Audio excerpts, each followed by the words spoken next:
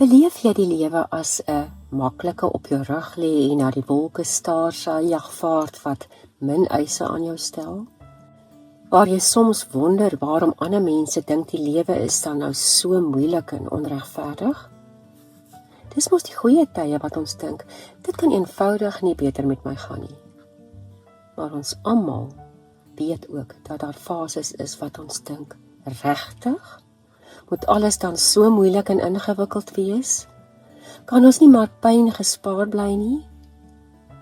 Die waarheid is, die lewe kan vir almal op alle ouderdomme moeilik of maklik wees. Dink maar, sodra 'n kleuter besef dat hulle nie net 'n verlenging van hulle ouers is nie, maar mense uit eie reg is, wil hulle mos die wêreld ontdek en hulle eie ding doen. Maar net sodra hulle eksperimenteer, vertel groot mense vir hulle op baie verskillende maniere dat hulle moet stop daarmee. Tieners dink weer niemand verstaan hulle nie. Hulle stoei om 'n plek binne in hulle eie ewe knie te kry en ongeag hul bravade is hulle bitter onseker van hulle self. Jong mense sukkel om werk te kry of stoei met die aanpassing in die arbeidsmag en om aan te pas by 'n nuwe omgewing en dinamika. Een superverliefde paartjies kom toe agter die lewe is nie net manskan en rose nie, maar ook 'n groot klomp aanpassing en selfopoffering. Nuwe pappas en mammas voel of die hemel op hulle neerkom as hulle kinders aanhou skree of nog eise aan hulle reeds uitgeputte menswees stel. Loopbaanmense wens hulle kan meer balans hê.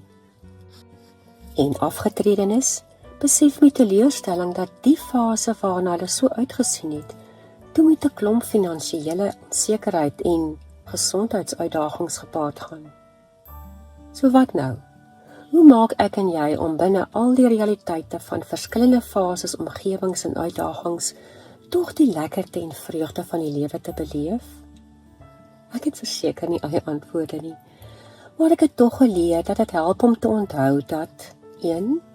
Niks ooit so sleg is as wat dit lyk nie. Soms is die oomblik opgeblaas in iets groters as wat dit regtig is.